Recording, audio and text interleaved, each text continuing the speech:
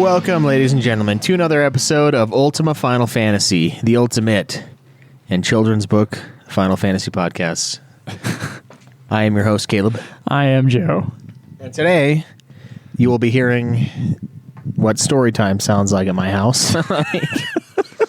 Because I read my kids the beloved Chocobo and the Airship, a Final Fantasy picture book by Kazuhiko Aoki and illustrated by Toshiyuki Itahana.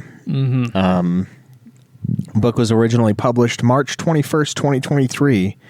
So as we finish this podcast, suddenly there's like stuff that's not all that old. You know? Yeah, that's like, true. When I see 2021 at the beginning of Bravely Default 2, I'm like, oh, I remember that year. You know, like I don't remember the other one. Yeah, I lived through most of these, but I don't remember them like I remember 2021. That's true. That was a special year. It's a doozy there at the end, like real twist. But yeah, 2023. There's a little excerpts. I read the book shortly after what you're hearing now, or a little intro. I'll read it. Yeah, and I guess let's just dive into that. Yeah. Here's the real review of this kid's book. Yeah.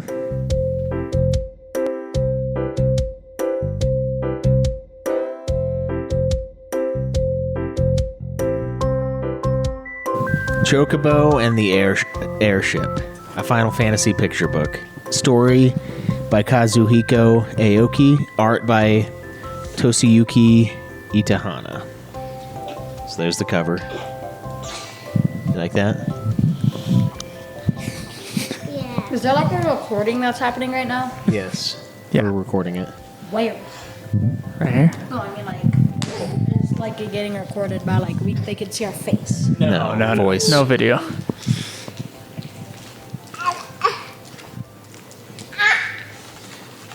All right. Kaboom! Chocobo watched as a brilliant firework lit up the sky. Down below in the city, the landlady was yelling at Sid. Sid, must all your experiments end in explosions? I won't give up on my dreams, Sid muttered through his bushy white beard. I'm going to build a ship that can soar through the skies. See the explosion?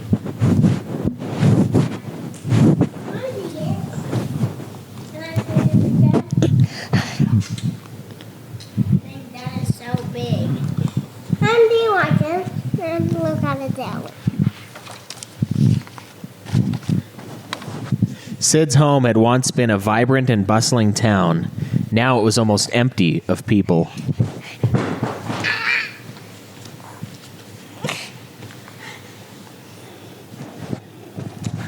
Monsters ran pell-mell through the streets, stealing everything they could find.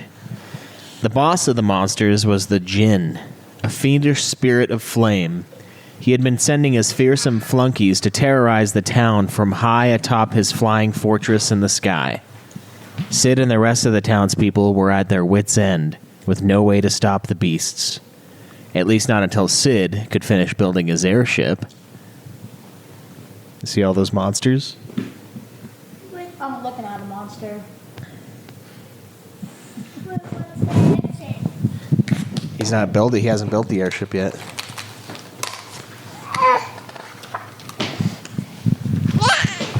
Little Chocobo made up his mind to help Sid. They worked hard together, but their efforts failed again and again, often foundering in more fireworks. Still, Sid refused to give up. Through all their mistakes, Sid was gaining glimmers of hope. But with each failure, the people still living in the town were losing heart. One by one, they started to leave. See all those people leaving? Yeah. They don't believe in this town. And I've been there. I don't believe in it either. How long does this take? Sid and Chocobo decided to spare the landlady's house any more untimely explosions. So they packed up and moved their workshop to a cave under the side of a great volcano west of town. Together they toiled and sweated and strove until their airship was nearly finished. Wow. We have an injury. Wait, you say it. See, they're working on the airship. Do you see it? Yeah. No. Why Because random people are going to be listening to this. That's what they want to Yes. do. Oh. What is in your hands? Oh, but look. There was only one problem left, but it was a big one. How could they give the ship enough power to fly? Then one day, a book in one of the teetering piles on the workshop floor caught Sid's eye. "That's it," he cried out. "Eureka!"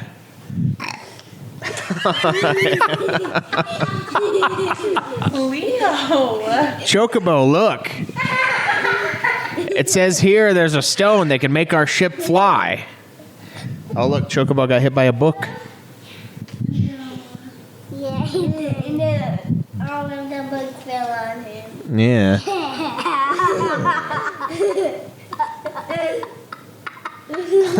You're right.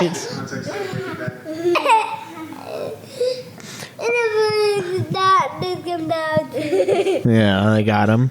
According to the book, there was a cave of ice far to the north of town. Inside was a magic flying stone that could power their ship. Look, he's covered even more books. That book's hidden him. Yeah.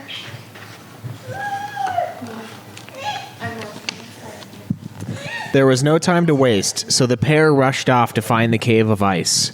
They crossed rolling fields and great mountains until at last they found it. Looks nice and warm. Quack, quack. Quack, quack. What the heck? Yeah, that's how those guys talk.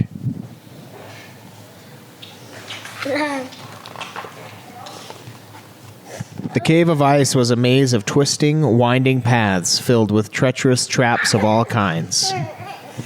Braving the danger, they ventured onward until they finally reached the deepest part of the cave.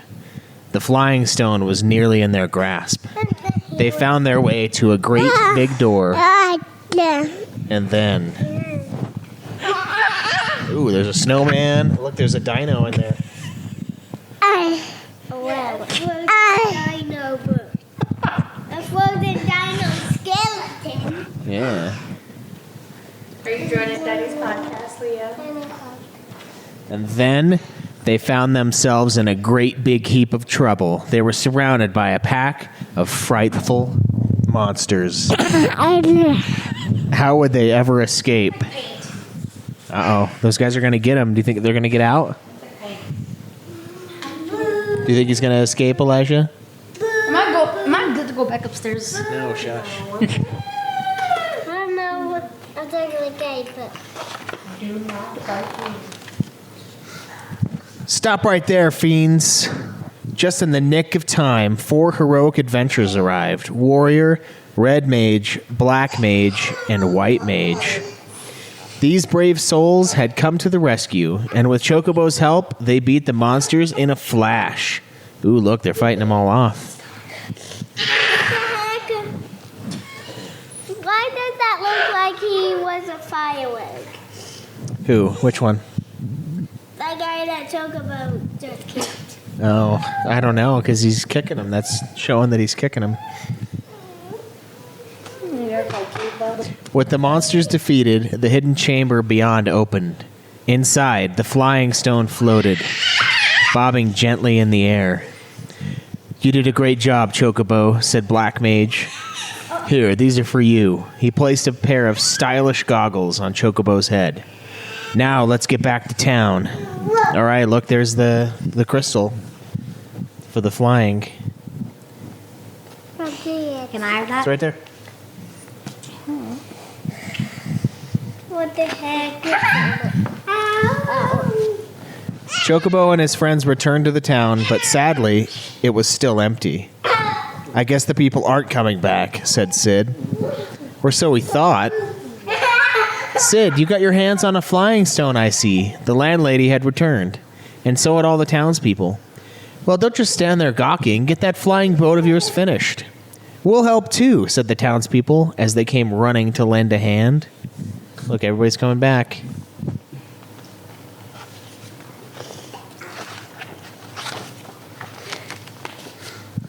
But there was trouble brewing, for the djinn had realized what they were doing. Time was running out. Rumble, rumble, rumble. The djinn used his powers of fire to make the volcano erupt. It didn't stop the townspeople, though. They believed with all their hearts that they could finish the ship. And not a one of them even thought about running away. All right, look, they're all working hard.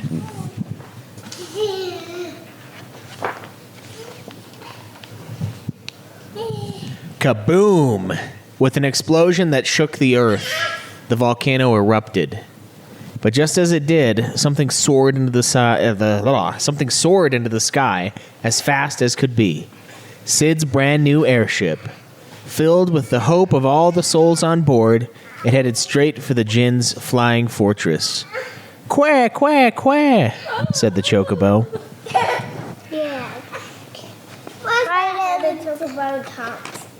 I don't know, that's just how he talks. 'Cause he's a bird.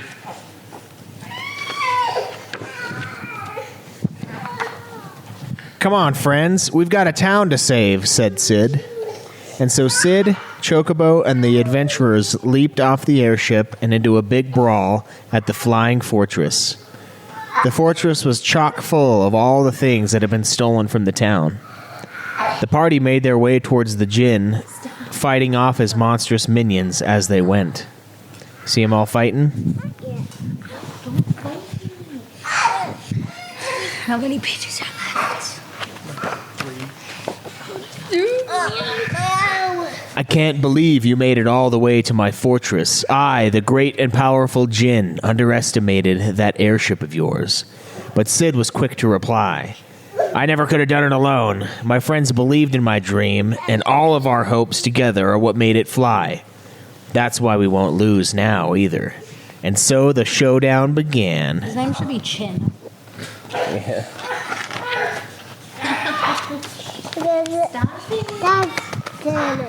Yeah. The adventurers attacked the djinn all at once, and so did Sid with his trusty hammer. Slowly but surely, they gained the upper hand, and the djinn found himself cornered. Drat, I'm in trouble now. Time to heat things up. Take this. The djinn cast a powerful fire spell, and that spelled trouble for Chocobo and his friends. Chocobo, the book says he's weak to cold, said Sid.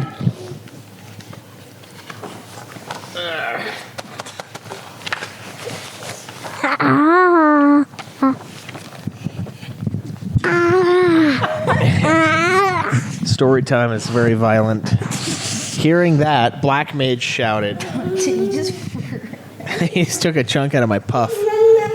Black Mage shouted, I'll cast ice magic at him. Once he's good and frosty, you do your thing, Chocobo.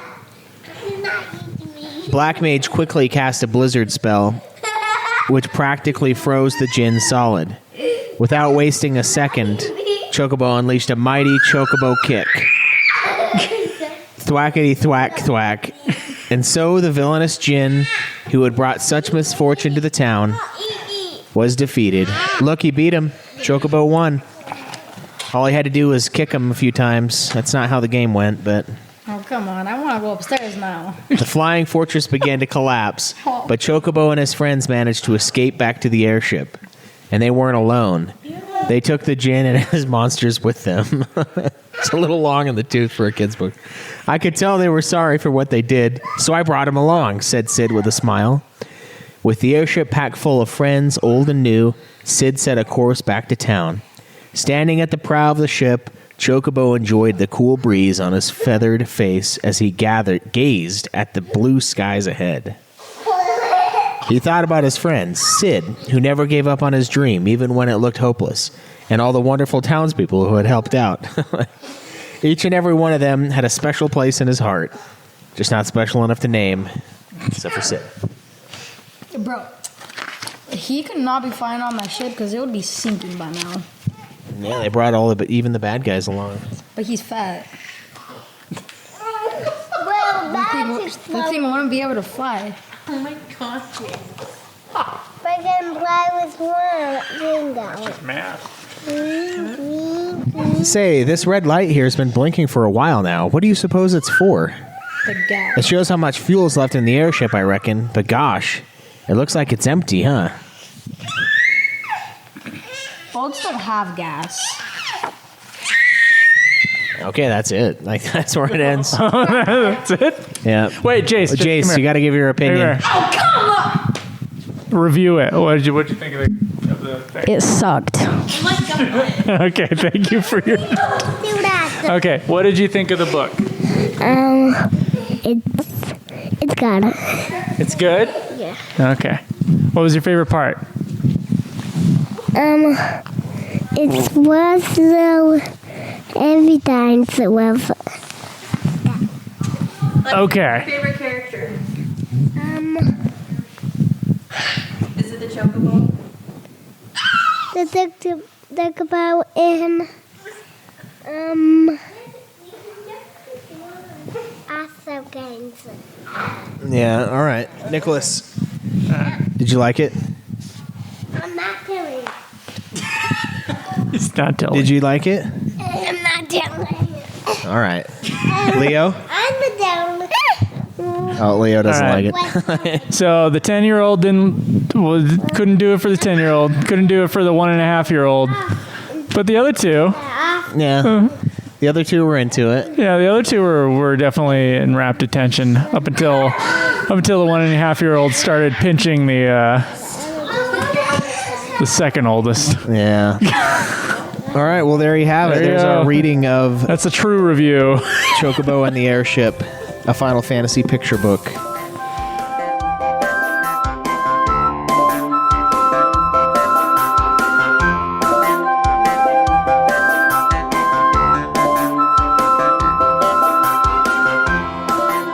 Okay, so there is some stuff after, but I had to get out of there because the littlest one was going crazy. I can't get my puff destroyed again by him. The puff is the thing that goes in front of the microphones that you're Yeah, it's like our hard... a little less explosives in the mic, although Yeah. I don't have one, so you're probably hearing plenty from me. Yeah, Joe's S's are extreme right now. Yeah. So afterwards and about the creators, there's a couple little excerpts. Writer Kazuhiko Aoki has been involved in the development of many video game titles, including the mainline Final Fantasy series, Chrono Trigger, Final Fantasy Crystal Chronicles, the Chocobo Mystery Dungeon series. It just gets worse as and Dragon Quest X Online, which must be an absolute shit show of a game based on. That is how most resumes go. Exactly, yeah. It's the worst at the end. Years ago, I would look at the Final Fantasy I world map and try to turn the scenes that popped into my mind into stories. I've written plenty of game stories since then, but I had no idea how to tackle writing a picture book. Ultimately, I started by writing the beginning and the end, and then kind of worked out the rest from there. I think that might be the only way in which the process was similar to writing a video game. I'm truly grateful to all the staff and to the readers for giving me this rare opportunity. I think I'd like to try my hand at writing a light novel next. Oh, please don't. Just kidding. Just kidding. We won't have to read it anyway, but unless it comes out like tomorrow. Yeah, Chocobo something. Chocobo And the... further down the dungeon hole. Yeah, and the dungeon hole of time. Illustrator Toshiyuki Itahana creates character designs as a starting point for world building in video games. His most notable works include the Chocobo Mystery Dungeon series, Final Fantasy IX, and Final Fantasy Crystal Chronicles, among many others. Chocobo has wings, but he can't fly. He's tiny, but so strong with those Chocobo kicks. He's a little bit timid, but still loves adventure. It's been about 24 years since I first designed this round little fellow, and I'm so delighted that I got the chance to jump out of the world of video games and try my hand at illustrating a new adventure in this picture book. I certainly owe the opportunity to all the fans who have loved Chocobo over the years. Thank you all so much. I hope you will continue to support him, which is hard to read considering our review of the Chocobo series. So how Fable's Tales was good, I guess. do you... Yeah. So, looking at this book, looking at this picture book, the images are probably what's best about it. Like, it's just beautiful art, kind of I don't know. There's some like pencil-y and watercolor sort of thing going on here. Yeah. I don't know. I could be wrong about that. I'm not really like an artist in that way, but very detailed, very dynamic pictures. Really colorful. I think the kids liked the darker images of like the gin and stuff like that. Yeah. Explosions. Yeah, they liked that. They liked Chocobo being covered with books, the kind of sillier aspects of it. Mm-hmm. I think the best part is probably the art. For sure, Yeah. I agree with that. It's very much in keeping with the Chocobo, especially like Fables. I feel like that's when they made the artwork like really the pop-up cool. picture thing. Yeah, that's what this like looks like to me, which is it was a cool style in that game for sure, and I like the artwork in this as well. It's just kind of, I mean, it fits. It looks like the artwork like in the credits of the Chocobo games. That's exactly what it looks like. Yeah. So 2 of the kids were transfixed, so kind of worked for them. Yeah. For me, the story is very Chocobo Dungeon-y. Didn't care much. No characters. There's only like one named character in this whole thing. Yeah, it's like Sid. it's funny. It's like he was like listing all of his buddies. He's Yeah. like Sid, always there, stalwart. Everybody else in town, also there. Like, yeah, Black that's mage, about how I white felt. mage, Yeah. red mage. It's about how I felt about the characters too. Yeah. I mean, when I played the games, I was like, I hate these people. So I come from a place where characters are kind of front and center of stories. Yeah. But this fits Yeah. fits the Chocobo world. It does, yeah. It was cool. Like it does kind of like it is similar to the map in Chocobo Dungeon as well. Like it's got the ice area and the fire area, and I know that's like always in Final Fantasy pretty much, but that was kind of cool in a little picture book. But yeah, it fit the world. The art fits the world. The story, also fits the world for better or worse. And yeah. We'll see. I mean, the real test will be if the kids ever ask for you to read this again. Yeah, maybe Elijah might. I don't know. We'll see. Yeah, I'll have to talk again later and let you guys know if it's ever requested. I'll like keep it hidden. If it's requested, you'll let us know. Yeah. Yeah. If it's requested, I'll let you know. Okay. If not, then that's the true review of A one-timer. Chocobo and the Airship, a Final Fantasy picture book. Okay. See, you thought we went to crazy depths last time. I think this is by far more niche than the card game. Oh, yeah. For sure. Child's book Yeah. that 50% of children hate. Children under 10. Children over and under over 10, under 2. Don't do it. Yeah, the other 2 seemed okay with it, so. All right. Well, that's it for this episode of Ultimate Final Fantasy, the Ultimate Final Fantasy podcast. We just let some kids take over and made Caleb read a whole freaking book on Mike. But Yeah. I hope you guys enjoyed it. That'll be the last time we do this. yes, We have read full books before. and we're going to. We're going to Still. read in our heads, but not out loud. Yeah, Final Fantasy VII Remake Traces of Two Pasts. As much as I would love to hear each of our Aerith and Tifa impersonations, Ugh. that would take a long time. Yeah, it would take a long time. It's a long book, dude. It's like 400 pages. Yeah, it's big. I'm like, oh no, this is like a real book. Yeah. Oh no, I can't read. I've been playing too many games. I don't even know how to read Yeah, anymore. I'm farsighted now. Yeah. Whatever distance the TV is, that's as far as I can see. I mean, when's the last time That's you where I read can a see. book? Like, for me, it's been like years since I sat down and read a book. What was the last book I read? Because I've listened to a lot of audiobooks, but Yeah. I think usually I read like a couple books a year. I think I've. Oh gosh, has it been like a? since we started doing like these podcasts must end, I don't think I've read a book in the last year and a half. Yeah, there's read. no time. I've definitely looked at books as reference.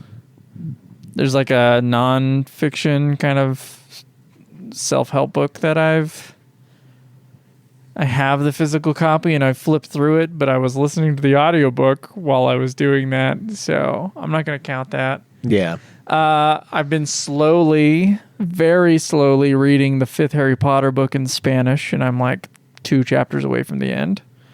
And I read a little bit of that 2 nights ago, and usually that's kind of how it is. I read that 3 or 4 nights a week for about 15 minutes, and then it's very slow because Spanish is not my first language, so I'm kind of crawling through that one. Yeah. Did you do that because you've read those books enough? Yeah. I only read the 4 and on once. Yeah, I think. with language learning, you need to have kind of enough vocabulary that you can get through simple materials. Reading like pretty slowly. But if you already know what something is about, it's a little easier to grasp things. Like it's just some subconscious thing with your mind. Got it. Being able to piece together, this sentence probably means something like this because it's in the context of this story that you know pretty well. So I should watch Game of Thrones in Spanish. Yeah. That would be a tough one, though. I'd be like, oh. So, I mean, I probably brought this up on this show. The pattern that I was doing when I was like really in because I relaxed on the Spanish when I was like, I don't have time for anything. Well, yeah, when we went Kingdom Hearts game a week. Yeah, when we did that. I don't know. I don't think I relaxed once in that time period. Well, I relaxed on I I relaxed on the Spanish. was like, oh, you can't beat this game. I can't beat it. It's just, I got to where I was just doing 30 minutes of Spanish a day, audio only. Oh, okay. And I would do it when I was running. And I have just been doing that. There's been some times I've spent time with like Laura's family in New York, and that was about 90% Spanish. So there was still more time put in there, but I definitely. How was that? Did you feel not ready?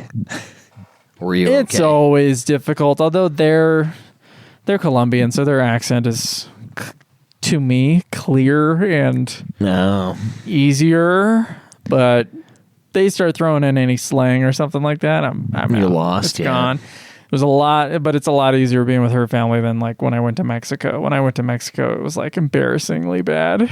Yeah, so bad. It was like, oh man, this accent is rough. All I've been watching is like Spain Spanish television, and then Colombian Spanish podcasts. So that's why those 2 accents for me are the easiest ones for me to understand. And I have been doing that for years. Mexican Spanish, dude, probably the most useful Spanish in the United States is like, it's so hard for me. It's hard.